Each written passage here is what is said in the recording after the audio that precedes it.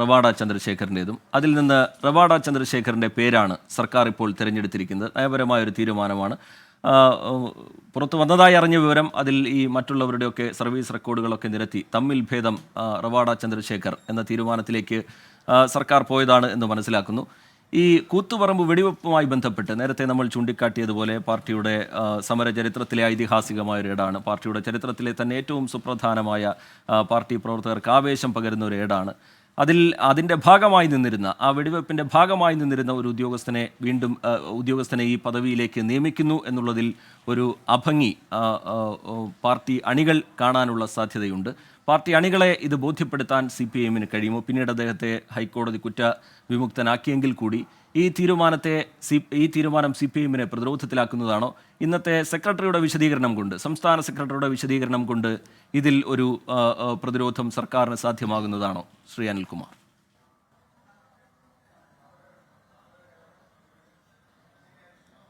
പറഞ്ഞപ്പോൾ കുറേയേറെ പരിശീലനങ്ങൾ കമ്മ്യൂണിസ്റ്റ് പാർട്ടിക്കെതിരായി, ഞങ്ങളുടെ സഖാക്കൾക്കെതിരായി പറയുകയുണ്ടായി. അവിടെ ഒരു വാക്ക് പ്രയോഗിച്ചത് കുരുതി കൊടുത്തു. ഞങ്ങളുടെ സഖാക്കളെ കൊന്നു തള്ളിയ ഒരു ഭരണകൂടത്തിൻ്റെ തലവൻ കരുണാകരനായിരുന്നു.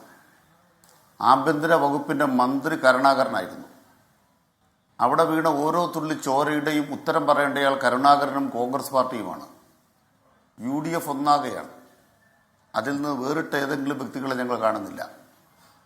പരിയാരം മെഡിക്കൽ കോളേജ് ഒരു സ്വകാര്യ ട്രസ്റ്റിന് കൈമാറുക എന്നുള്ളതായിരുന്നു UDF-ന്റെ പദ്ധതി.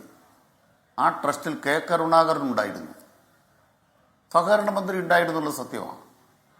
അപ്പോൾ മുഖ്യമന്ത്രി എന്ന നിലയ്ക്ക് കരുണാകരൻ ചെയർമാനായി പരിയാരത്തെ മെഡിക്കൽ കോളേജിൽ വിഴുങ്ങാൻ കരുണാകരന്റെ അഴിമതി സർക്കാർ നടത്തിയിട്ടുള്ള നീക്കത്തിനെതിരായി ഇവിടുത്തെ യുവജന പ്രസ്ഥാനം നടത്തിയ ചരിത്രപരമായ പോരാട്ടത്തിന്റെ ഭാഗമായിട്ടാണ് കൂത്തുപറമ്പിൽ വലിയ പ്രക്ഷോഭണം ഉണ്ടായത്.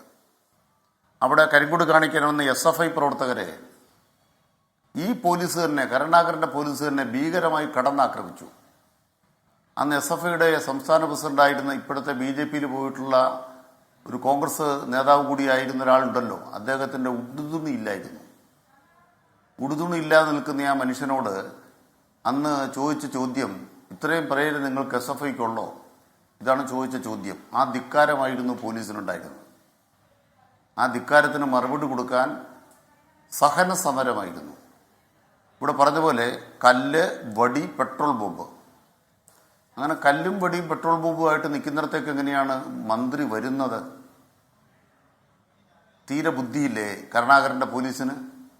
കുറേ ആളുകൾ കല്ലും വടിയും പെട്രോൾ ബോംബുമായിട്ട് നിൽക്കുന്നു. അവരവിടെ നിർത്തിക്കൊണ്ട് പോലീസ് വരുമോ? അപ്പോൾ ഒരു ചർച്ചയിൽ 10-30 കൊല്ലമായല്ലോ കള്ളം പറയാൻ തുടങ്ങിയാൽ എത്ര വലിയ കള്ളങ്ങളാണ് പറയുന്നത്. കൂത്തുപറമ്പ് വെടിവെപ്പിൽ ഏതെങ്കിലും ഒരു പോലീസുകാരന് പരുക്ക് പറ്റിയോ? പോലീസുകാരൻ ആശുപത്രി പോയോ? ഏകപക്ഷീയമായിട്ടല്ലായിരുന്നു. ഇന്ന് പരിയാരത്തെ മെഡിക്കൽ കോളേജ് കമ്മ്യൂണിസ്റ്റ് പാർട്ടി വിഴുങ്ങിയ സ്ഥലമല്ല, സർക്കാർ മെഡിക്കൽ കോളേജാണ്. ഇവിടെ ചർച്ചയിൽ ഒരു അവസരം കിട്ടിയ ഉടനെ കുംഭസാരത്തിനിടെ കൂടെ പശുവിനെ കടത്തിയേക്കാമെന്ന് കരുതി ഒരു റവദ ചന്ദ്രശേഖരുടെ പേര് വന്ന ഉടനെ മറുപടി പറയും. താങ്കൾ ഈ പുതിയ തീരുമാനവുമായി ബന്ധപ്പെട്ട കാര്യങ്ങളിലേക്ക് വരാം ശ്രീ അനിൽകുമാർ. അല്ലല്ല, റിജിൽ മാക്കുറ്റിക്കുള്ള മറുപടിയാണ്. അല്ലല്ല, അത് തന്നെ. ഇത് നിങ്ങൾ കേട്ടോണ്ടിരുന്നപ്പോൾ നിങ്ങൾക്ക് തർക്കം വന്നില്ല. കൂത്തുപറമ്പ് വെടിവെപ്പിനെ കുറിച്ചല്ല ചർച്ച എന്ന് പറഞ്ഞിരുന്നെങ്കിൽ ഞാനിപ്പോൾ ഇടപെടേണ്ട കാര്യമില്ല. ഇവിടെ എന്തെല്ലാം പറഞ്ഞത്? രക്തസാക്ഷികളെ ഞങ്ങൾ സൃഷ്ടിച്ചു. ഇപ്പോൾ പരിയാരം മെഡിക്കൽ കോളേജ് ഇപ്പോൾ അഴിമതി നടത്തിക്കൊണ്ടിരിക്കുകയാണ്. എന്തെല്ലാം കള്ളങ്ങളാണ് ഇവിടെ പറഞ്ഞുകൊണ്ടിരിക്കുന്നത്. അപ്പം അതുകൊണ്ട് നമ്മൾ രവത ചന്ദ്രശേഖരുമായി ബന്ധപ്പെട്ട കാര്യമാണ്, അതിൻ്റെ ഭരണപരമായ നിയമന പ്രശ്നമാണ് ചർച്ച ചെയ്തെങ്കിൽ അത് ചർച്ച ചെയ്യാം.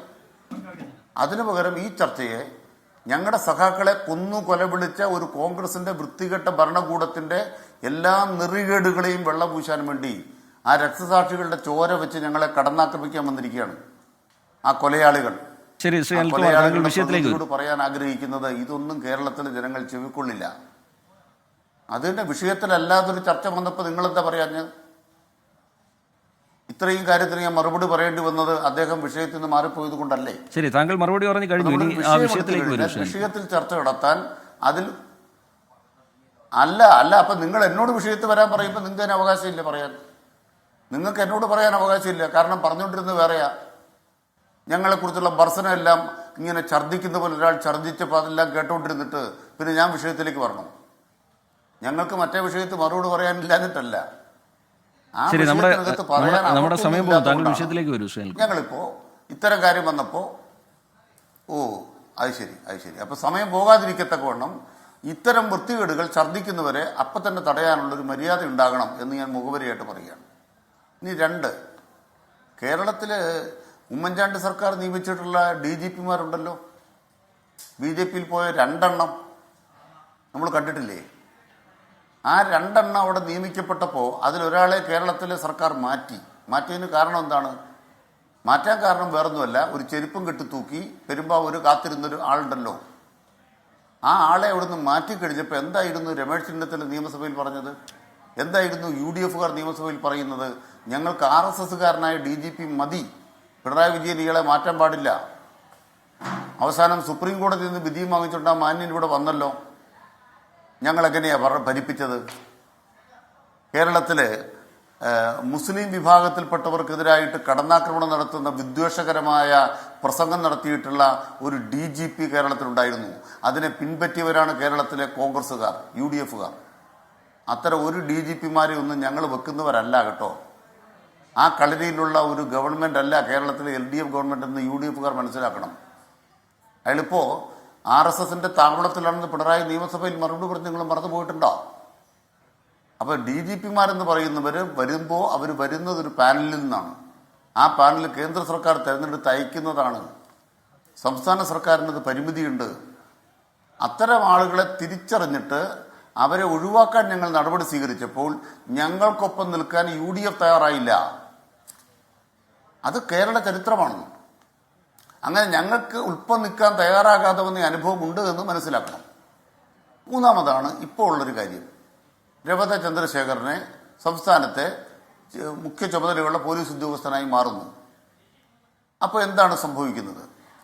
6 പേരുടെ പേരാണ് ദില്ലിയിലേക്ക് അയച്ചത്. ഈ വ്യക്തിയുടെ പേരും അന്ന് പാനലിലുണ്ട്. ഈ 6 പേരുടെ പേരയച്ചപ്പോൾ ഇന്ന് കോൺഗ്രസ്സുകാർ പറയുന്ന പോലെ ഈ പാനലിനകത്ത് കൂത്തുപറമ്പ് വെടിവെപ്പിൽ ബന്ധപ്പെട്ട ഒരാളുണ്ടെന്ന് ആരെങ്കിലും പരാതിപ്പെട്ടോ? അന്ന് ഇവരുടെ എല്ലാം പരാതി അജിത് കുമാറിനെ കൊണ്ടുവരാൻ നോക്കുന്നു. ADGP അജിത് കുമാറിന് DGP പദവി പോലും ഇല്ല. പിന്നെ എങ്ങനെയാണ് സംസ്ഥാന പോലീസിന്റെ മേധാവിയായി അദ്ദേഹം മാറുന്നത്? ഇന്നലെയും ആ കെട്ടുകഥ കേട്ടു. ADGP അജിത് കുമാറിനെ കൊണ്ടുവരാനാണ് ഇവന്മാർ പണിയെടുക്കുന്നത്. ഇപ്പം എന്താ സംഭവിച്ചത്? കേന്ദ്ര സർക്കാർ 3 പേരുടെ പട്ടിക തന്നു. ആ പട്ടികയിൽ രവത ചന്ദ്രശേഖറുണ്ട്. അദ്ദേഹത്തിന് ഇപ്പോൾ സർവീസിൽ നിന്നും ഏതെങ്കിലും തരത്തിൽ ഒരു ചുമതല ഏൽപ്പിക്കാൻ പറ്റാത്ത കറുത്ത പാടുകൾ നമ്മുടെ മുമ്പിൽ ഇപ്പോഴില്ല. അദ്ദേഹത്തിൻ്റെ പേരിൽ ആരോപണമുണ്ടായിരുന്നു. ആരോപണം CPMനുള്ളത് കൂത്തുപറമ്പ് വെടിവെപ്പുമായി ബന്ധപ്പെട്ടാണ്. ആ വെടിവെപ്പിന് 2-3 ദിവസം മുമ്പാണ് അദ്ദേഹം തലശ്ശേരി SP ആയത്. DYSP എന്ന് പറയുന്ന ഒരാൾ ഹക്കീം ബത്തേരി എന്ന് പറയുന്നൊരു ക്രൂരൻ, കരുണാകരന്റെ എല്ലാ കാര്യങ്ങളും ചെയ്തു കൊടുക്കുന്ന, നിയമവിരുദ്ധമായി കരുണാകരനെ എല്ലാ സഹായം ചെയ്തു കൊടുക്കുന്ന ഒരു ഹക്കീം ബത്തേരിയും TT ആന്റണിയും അവരായിരുന്നു കൊലയാളികൾ. ഈ ഇപ്പോഴത്തെ രവത ചന്ദ്രശേഖർ അന്ന് അവിടെ ചാർജ് എടുത്ത് 3 ദിവസം കഴിയുമ്പോഴാണ്. മാത്രമല്ല അദ്ദേഹം ഗ്രൗണ്ടിൽ MV ജയരാജൻ അടക്കമുള്ള സഖാക്കളുമായി വർത്തമാനം പറഞ്ഞ് സമാധാന പാലനത്തിന് വേണ്ടിയുള്ള പ്രവർത്തനം സഖാക്കളും ഈ രവത ചന്ദ്രശേഖർ നടത്തിക്കൊണ്ടിരിക്കുമ്പോഴാണ് വളരെ ബലം പ്രയോഗിച്ചുകൊണ്ട് നേരിട്ട് വണ്ടിയിൽ കയറി വന്ന് TT ആന്റണി ഹക്കീം ബത്തേരി അലറുന്നത്. വെക്കട വെടിവെച്ചു. ഇതല്ലേ യാഥാർത്ഥ്യം? അതിൽ ലോ ആൻഡ് ഓർഡർ ചുമതലയിൽ ഉണ്ടായിരുന്ന ഒരു പോലീസുകാരനെ ഞങ്ങളുടെ ആക്ഷേപത്തിൽ ഒഴിവാക്കിയിട്ടില്ല. ഞങ്ങൾക്ക് പോലീസ് സേന ഒന്നാണ്. അതിൽ ഇന്നയാളെ ഒഴിവാക്കി ഇന്നയാളെ ഉൾപ്പെടുത്തി ഞങ്ങൾ പറഞ്ഞില്ല. ആ ഉണ്ടായിരുന്ന മുഴുവൻ സംഘത്തെയും ഞങ്ങൾ ചൂണ്ടിക്കാട്ടി. ഞങ്ങൾ അവിടെ പറഞ്ഞു, അവിടെ ഒരാളെ ഒരു തഹസീൽദാരെ അവതരിപ്പിച്ചു. ആ തഹസീൽദാർ അവിടെ ഉണ്ടായിരുന്ന ആളല്ല. ഈ വെടിവെക്കാൻ വേണ്ടിയുള്ള തെറ്റായ കാര്യങ്ങൾ നടപ്പാക്കാൻ ഗൂഢാലോചന നടത്തി കരുണാകരൻ അയച്ചതാണ്. കലക്ടർ അവിടുന്ന് മാറുന്നു. ഇതെല്ലാം സഖാവ് പിണറായി നിയമസഭയിൽ പറഞ്ഞ കാര്യമാണ്. നിയമസഭയിലെ വെടിവെപ്പിനെതിരായിട്ട് അടിയന്തര പ്രമേയം അവതരിപ്പിച്ച ആളാണ് കേരളത്തിലെ ഇപ്പോഴത്തെ മുഖ്യമന്ത്രി. അദ്ദേഹം നിയമസഭയിൽ പറഞ്ഞത് നിങ്ങൾ കേൾക്കൂ. അപ്പം ഞങ്ങളെ സംബന്ധിച്ച് ഒരു സംഭവം ഉണ്ടായിക്കഴിഞ്ഞപ്പോൾ ഒരു പോലീസുകാരനെ ഞങ്ങൾ ഒഴിവാക്കിയില്ല.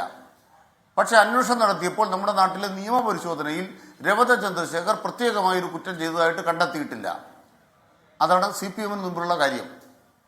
ഒരു പോലീസ് മേധാവി അടക്കം നിയമിക്കുന്നതിൽ പാർട്ടി ഇടപെടാറില്ല. CPMന് ഇഷ്ടമുള്ള ആളെ വെക്കുക, അല്ല ഞങ്ങളുടെ AK സെന്റർ വരുന്നയാളെ വെക്കുക എന്ന പണിയും ഞങ്ങൾക്കില്ല. ഞങ്ങളെ സംബന്ധിച്ചിടത്തോളം നിയമം നടപ്പാക്കണം. അത് രവത ചന്ദ്രശേഖരനും ബാധകമാണ്.